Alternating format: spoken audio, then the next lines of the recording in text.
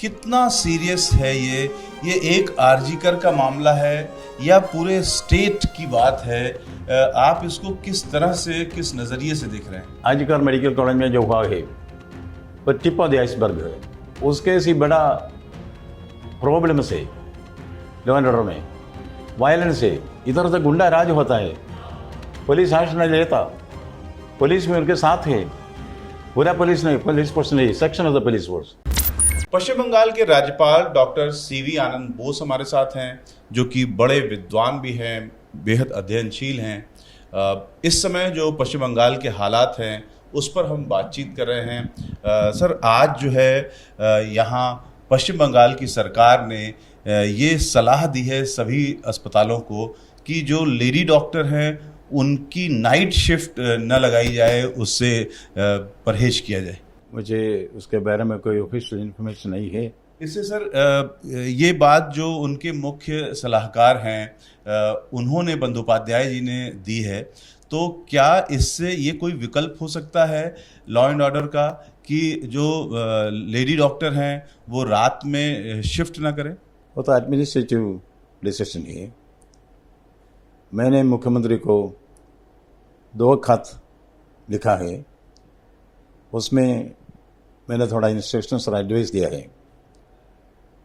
ये lady doctor सारे medical staff की सिक्योरिटी के लिए क्या क्या करना है, ये एक दिन का सिक्योरिटी नहीं, परमानेंट अरेंजमेंट होना है, स्ट्रॉन्ग अरेंजमेंट होना है।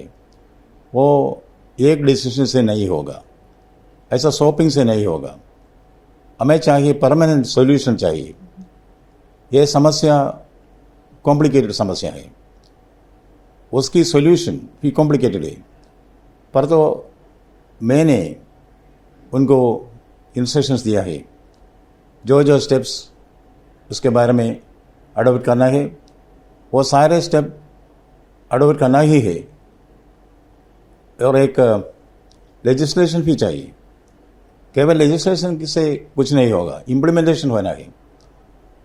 मेरे ख्याल में, मेरे मत में, वेस्ट बंगाल में आजकल ये सॉफ्ट स्टेट है। सॉफ्ट स्टेट का माना यह है स्ट्रॉन्ग लेजिस्लेशन है पर इम्प्लीमेंटेशन नहीं है। ये अच्छा नहीं, ये किसी प्रशासन को भूषण नहीं देता। गवर्नमेंट टाइमली एक्शन लेना है, स्ट्रॉन्ग एक्शन लेना है। सिक्योरिटी के बारे में कोई कॉम्प्रोमाइज नहीं होना, वही चीज़ है, वही बात है। सर, जो माँ बाप हैं डॉक्टर बेटी के, वो ये कह रहे हैं कि हमको पुलिस पर भरोसा नहीं है, पश्चिम बंगाल की पुलिस पर, क्योंकि उन्होंने जो बहुत सारे सबूत हैं उनको सामने नहीं रखा है, उनको छुपाया है। वो लेडी के माँ बाप, उनका सेंटिमेंट्स हम रेस्पेक्ट करना है, उनको कॉन्फिडेंस में लेना है। जब वो कहते हैं पुलिस में हमें कोई विश्वास नहीं है, वो बहुत कंसर्न की बात है। पुलिस में विश्वास नहीं है तो बहुत कंसर्न की बात है। क्यों ऐसा हुआ? पुलिस ने ऐसा किया। लोगों के बीच में एक संदेह है, who is the cop, who is the thief, ये भूषण नहीं देता। गवर्नमेंट, प्रशासन, इसका स्टेप्स लेना है, पुलिस का क्रेडिबिलिटी रीएस्टैब्लिश करना है। ऐसा है तो लोगों को न्याय मिलना, नीति मिलना है, वो नहीं मिलता है। वही बात डिस्टर्बेंस की बात है। अभी पश्चिम बंगाल में चूंकि इतना ब्रूटल केस हुआ है, तो पश्चिम बंगाल में सिक्योरिटी की क्या स्थिति है, महिलाओं की सिक्योरिटी की खासतौर से क्या स्थिति है? क्योंकि बहुत अलग अलग समय में बहुत अलग अलग तरह के काम महिलाएं करती हैं। जो पुरुष हैं उनके जैसे काम भी बहुत सारी महिलाएं करती हैं, बहुत मेहनत के काम भी करती हैं, ऑड जो एरियाज हैं उसमें काम करती हैं। तो ओवरऑल आपकी रिपोर्ट क्या है, कैसी स्थिति है पश्चिम बंगाल में सिक्योरिटी को लेकर? पश्चिम बंगाल में सिक्योरिटी अच्छा नहीं, लोगों को सिक्योरिटी नहीं मिलता। कभी कभी इधर उधर गुंडा राज है, ऐसा नहीं होना है। एक सिविलाइज्ड सोसाइटी में वायलेंस का कोई स्थान नहीं। पर बंगाल में वायलेंस इज रैम्पेंट। ये बंगाल को शोभा नहीं देता, प्रशासन को शोभा नहीं देता, मुख्यमंत्री को शोभा नहीं देता, क्योंकि मुख्यमंत्री पुलिस मिनिस्टर भी है, काम करना है, लोगों को जस्टिस देना है, वो नहीं मिलता है। इसलिए लॉ एंड ऑर्डर के बारे में मैंने जो डिसीजन लिया है, जो इन्फ्लुएंस लिया है, वो अभी मैं पब्लिक डोमेन में नहीं कहूँगा। मैं उचित टाइम में उचित रूप का रिपोर्ट देगा। कितना सीरियस है ये एक आरजीकर का मामला है या पूरे स्टेट की बात है? आप इसको किस तरह से, किस नज़रिए से देख रहे हैं? आरजीकर मेडिकल कॉलेज में जो हुआ है वो टिप ऑफ द आइसबर्ग है, टिप ऑफ द आइसबर्ग। और उसके से बड़ा प्रॉब्लम से लॉ एंड ऑर्डर में वायलेंस से मैंने देखा, फील्ड में देखा, पंचायत इलेक्शन के टाइम पर, जनरल इलेक्शन के टाइम पर इधर उधर गुंडा राज होता है, पुलिस एक्शन नहीं लेता, पुलिस में उनके साथ है, पूरा पुलिस नहीं, पुलिस फोर्स नहीं, section of the police force are criminalised, a section of the police force are politicised. वो तो अच्छा बात नहीं। क्या आम आदमी को कष्ट हो रहा है? और ये जो आप परिस्थिति बता रहे हैं कि टिप ऑफ द आइसबर्ग है, पूरे पश्चिम बंगाल की स्थिति खराब है सिक्योरिटी को लेके, ये कितने दिन से आप फील कर रहे हैं? कितने दिनों से? जी, हम चार्ज लेने के बाद 20 महीना हुआ। 4-5 महीना में देखता था क्या हो रहा है। उसके बाद जब मैं फील्ड में जाना शुरू होगा, पंचायत इलेक्शन के उस टाइम पर मैंने 100 विलेजेस में गया है, मैंने वायलेंस देखा है, गुंडा राज देखा है। मेरा ओपिनियन ये है कि गवर्नमेंट इसके कंट्रोल नहीं करता।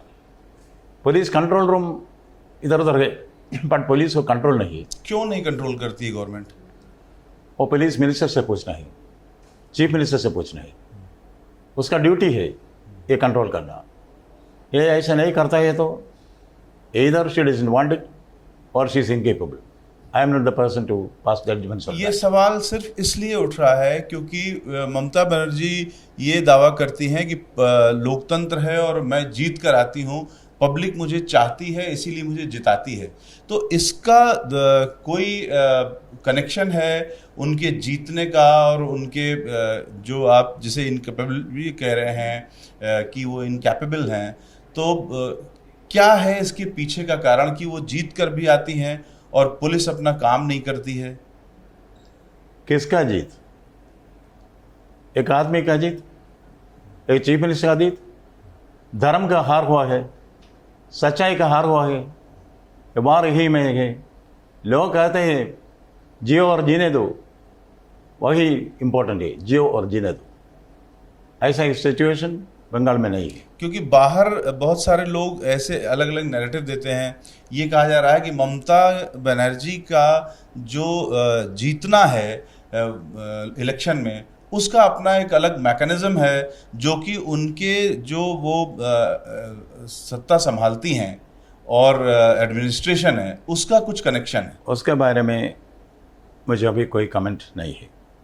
जो ये हालात आप बता रहे हैं कि जब से आप आए तब से ही आप वॉच कर रहे हैं, तो एक राज्यपाल के नाते, एक गार्जियन के नाते फाइनल डिसीजन आप क्या ले रहे हैं? क्योंकि कुछ किसी न किसी को तो कोई स्टेप उठाना पड़ेगा।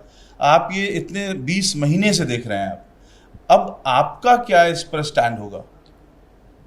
फाइनल डिसीजन मेरा नहीं, फाइनल डिसीजन कॉन्स्टिट्यूशन में है। कॉन्स्टिट्यूशन में वेरियस ऑप्शंस है, सारा ऑप्शंस मेरे मन में है। जो कुछ करना है उचित रूप से उचित समय में मैं ज़रूर करूँगा। आप अगर दिल्ली जाते हैं तो कम से कम अपनी बात होम मिनिस्टर और हेल्थ मिनिस्टर से रखेंगे? दिल्ली जाना और कॉन्स्टिट्यूशनल अथॉरिटी से मिलना वो एक रूटीन मैटर है। तो हम ये प्रश्न सिर्फ और सिर्फ इसलिए कर रहे हैं कि जो पश्चिम बंगाल की जनता है और पूरे देश की जनता है, वो ये जानना चाहती है और वो बहुत उम्मीदों से आपकी ओर देख रही है कि आखिर पश्चिम बंगाल में जो हालात पैदा हुए हैं उसको लेकर के कोई उम्मीद उन्हें रखनी चाहिए या नहीं रखनी चाहिए। मैं पश्चिम बंगाल के लोग से साथ है, चिंता मत कीजिए। जो कुछ करना है कॉन्स्टिट्यूशन में जो जो कुछ प्रिस्क्राइब किया है उसमें उसके अंदर अंदर आवश्यक कार्यवाही ज़रूर करूँगा, उचित टाइम में करूँगा, उचित रूप से करूँगा। उनको घबराने की और चिंता की कोई बात नहीं, हम लोगों के साथ ही। ये माना जा सकता है कि पश्चिम बंगाल के राज्यपाल एक्शन में हैं। Wait and watch, action will be there. क्योंकि लोग ये मान रहे हैं और देख रहे हैं कि आप चूंकि एक्शन में हैं, पश्चिम बंगाल के राज्यपाल एक्शन में हैं, तो ये भी सवाल उठ रहा है और वो सीधा सवाल है कि क्या पश्चिम बंगाल में राष्ट्रपति शासन लगने जा रहा है या एक हाइपोथेसिस है, उसके बारे में कोई कमेंट मैं पब्लिक में नहीं कहूँगा। मैंने कहा जो जो कॉन्स्टिट्यूशनल ऑप्शन है वो सारा ओपन है, उचित टाइम में उचित डिसीजन ज़रूर लेंगे। ये एकदम सही बात है कि कॉन्स्टिट्यूशनल बात है, ये एक प्राइवेसी का भी मामला होता है। लेकिन क्या बंगाल के हालात राष्ट्रपति शासन की ओर बढ़ते हुए दिख रहे हैं? क्या इतने बदतर हो गए हैं? राष्ट्रपति जो डिसीजन लेना है उसके बारे में मैं कुछ नहीं कहूँगा। तो पश्चिम बंगाल के राज्यपाल जो कि एक्शन में हैं और अपने मन की बात कम से कम वो बता रहे हैं कि वो एक गहरे साइलेंस के मोड में हैं और उनका कहना है कि जो उनका साइलेंस है उसको सिर्फ और सिर्फ संविधान में दिए हुए जो उपाय हैं उससे समझा जा सकता है। पश्चिम बंगाल के हालात इतने ख़राब हो गए हैं कि अब इसका उपाय सिर्फ और सिर्फ संविधान में दिए गए उपायों से ही निकाला जा सकता है। कैमरामैन रवीश पांडे के साथ रविकांत, एबीपी न्यूज़, कोलकाता।